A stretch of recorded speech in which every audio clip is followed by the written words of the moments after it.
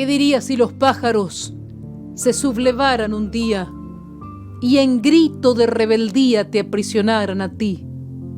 Que ellos mismos te encerraran por placer, por alegría, con la misma alevosía que hoy los encierras así.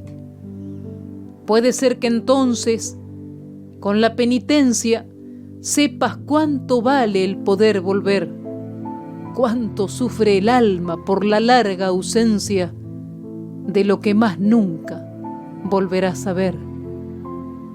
Yo creo que en esas celdas todos los pájaros lloran, que en vez de cantar imploran el grito de libertad.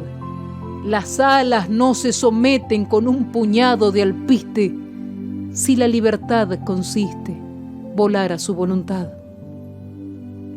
Pero a ti te alegra el canto cautivo, preso entre los hierros de una jaula vil, oír de cada trino triste y emotivo, elevando al aire amarguras mil.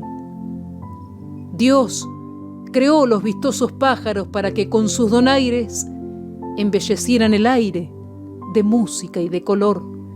¿Y cómo pueden ser tuyos los arpegios y las alas cuando son sus ricas galas un regalo del Creador?